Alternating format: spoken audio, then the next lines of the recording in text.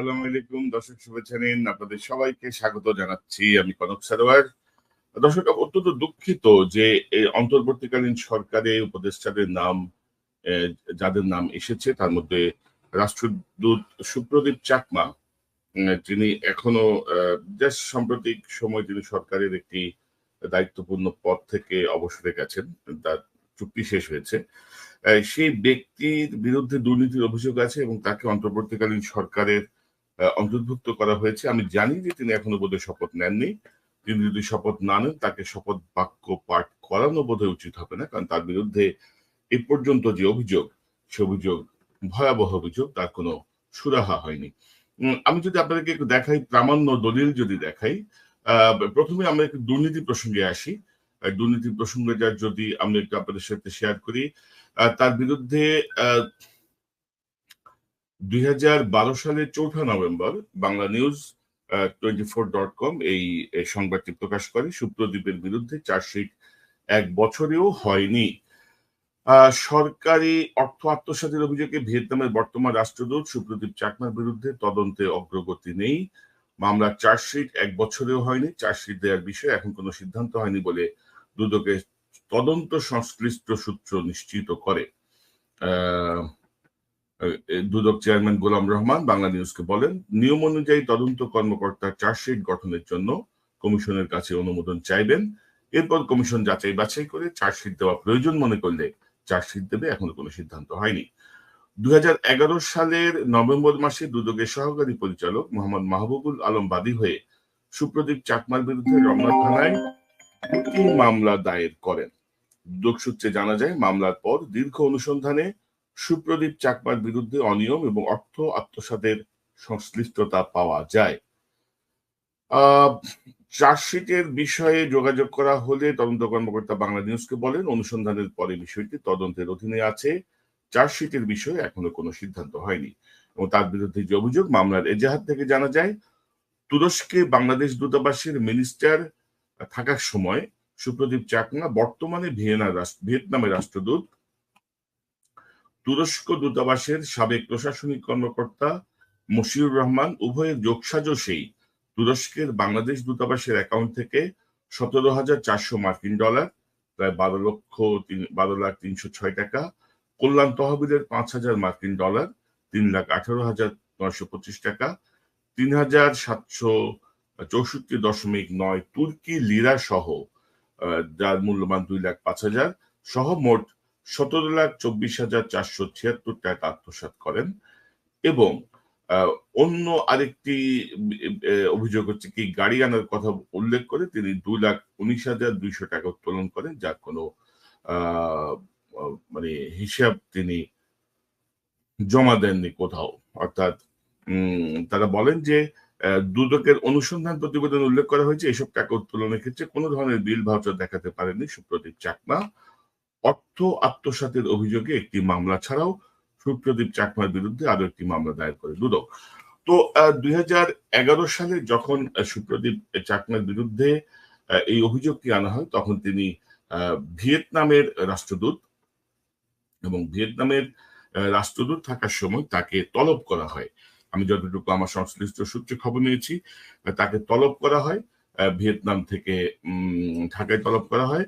কিন্তু 2011 আপনারা বুঝতে পারছেন যে এটি হচ্ছে শেখ হাসিনার সময়কাল, 2011 এবং 2000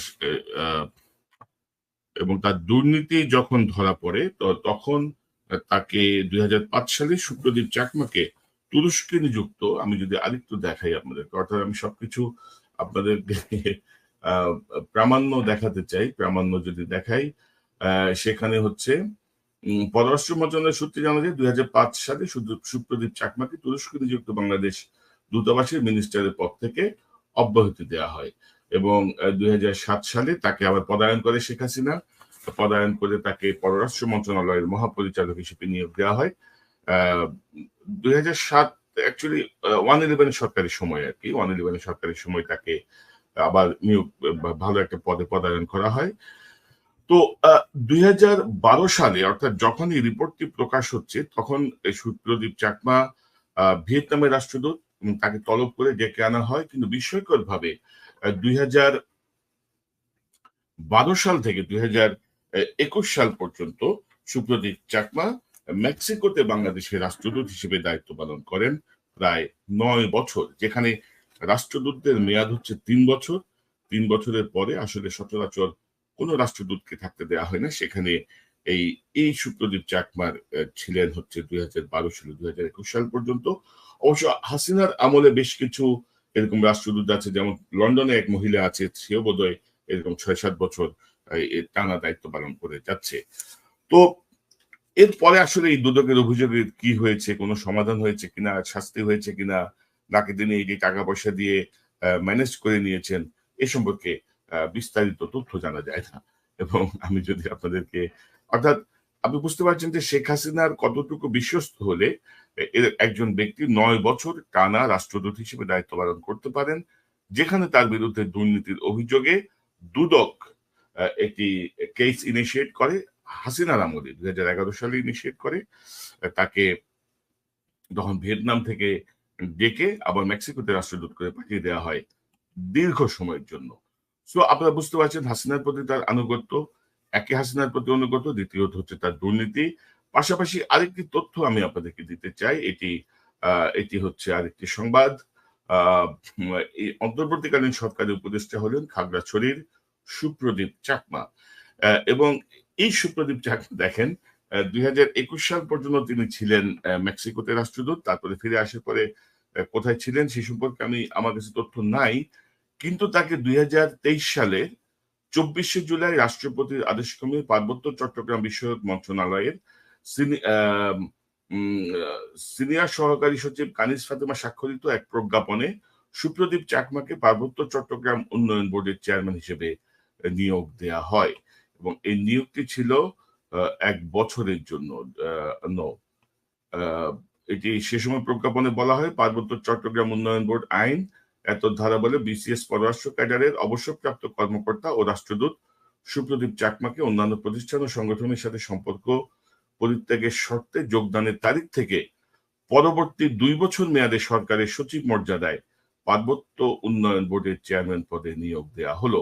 অর্থাৎ 23 তারিখে 2023-এর 24শে জুলাই যে নিয়োগ দেওয়া হয়েছে, সে নিয়োগ শেষ হয়েছে 2025-এর 24শে জুলাই বা 23শে জুলাই। অর্থাৎ শেখ হাসিনার অত্যন্ত বিশ্বস্ত অনুগত এই লোক, যাকে শেখ হাসিনা দুর্নীতিবাজ হিসেবে জানার পরেও তাকে আসলে প্রমোট করেছেন, টানা রাষ্ট্রদূত বানিয়েছেন।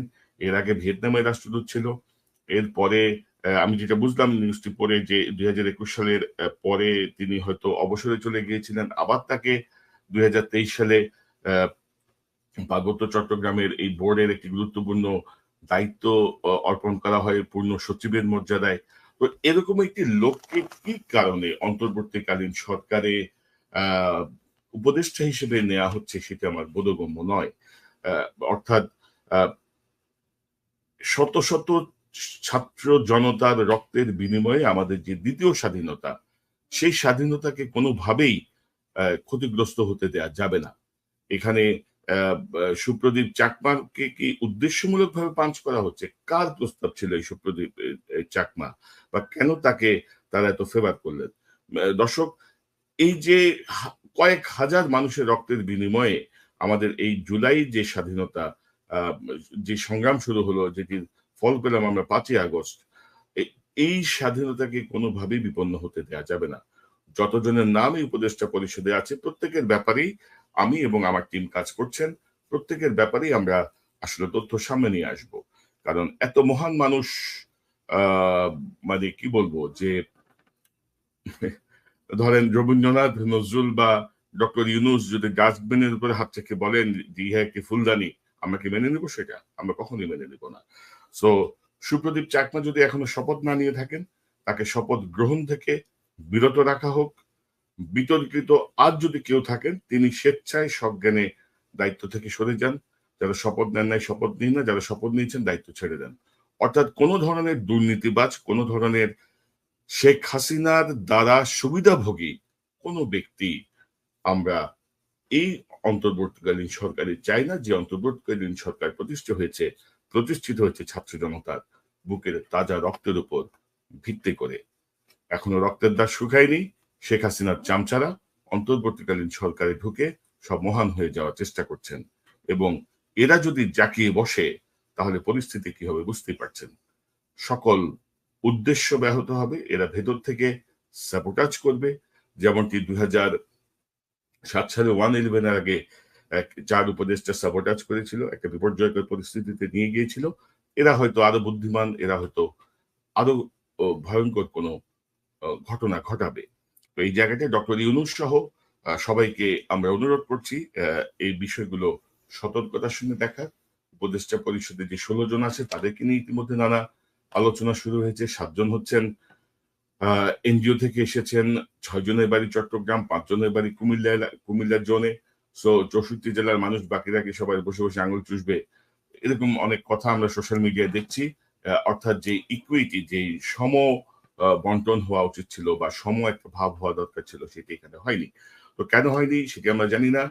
পাশাপাশি আমি মনে করি এই সুপ্রদীপ চাকমাকে শপথ থেকে বিরত রাখা উচিত, এবং শাহাবুদ্দিন চুপ্পুকে কোন প্রক্রিয়ায় রাষ্ট্রপতির পদ থেকে সরিয়ে আমরা প্রয়োজন ডক্টর ইউনূসকে অস্থায়ী রাষ্ট্রপতি হিসেবে নিতে পারি, বা কোন ফর্মুলায় কি করা যায়, এই বিষয়টি আমার মনে হয় যে সবাই মিলে বের হওয়া উচিত। না হলে এত রক্তের বিনিময়ে অর্জিত যে বিজয়, সে বিজয় কিন্তু নষ্ট হয়ে যাবে, সে বিজয় কিন্তু আমরা টেকাতে পারবো না। তো দর্শক ভালো থাকুন, এতটুকু তথ্য ছিল আপনাদেরকে দিলাম, বাকিটা আপনাদের বিবেচনা। এই এই অনুষ্ঠানটি শেয়ার করে ছড়িয়ে দিন যেন সবার কাছে যায়। যারা নীতি নির্ধারণী পর্যায়ে আছেন তারা আরো উপরে নীতি নির্ধারকদের কাছে পাঠান, যেন একটি বস্তুনিষ্ঠ সিদ্ধান্ত নেওয়া যায়। কারণ ছাত্র জনতার রক্তের সঙ্গে বেইমানি করে কোনো কিছুকেই টিকতে দেওয়া হবে না। আমরা যারা দেশের বাইরে থেকে, এত দূর থেকে কাজ করছি, শুধুমাত্র আমার দেশের জন্য কাজ করছি, গণতন্ত্রে ফিরে যাওয়ার জন্য কাজ করছি, আমার মত প্রকাশের অধিকার, আমার সুশাসন নিশ্চিত করার জন্য কাজ করছি।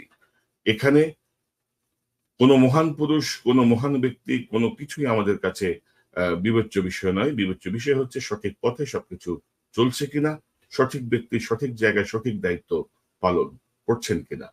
কারণ যখনই আপনারা প্রজাতন্ত্রের শপথ নিয়েছেন, তখন থেকে আপনারা প্রজাতন্ত্রের কর্মচারী, এবং প্রজাতন্ত্রের কর্মচারী হিসেবে আপনাদের প্রত্যেকেরই জবাবদিহির জায়গাটি নিশ্চিত হয়ে গেছে।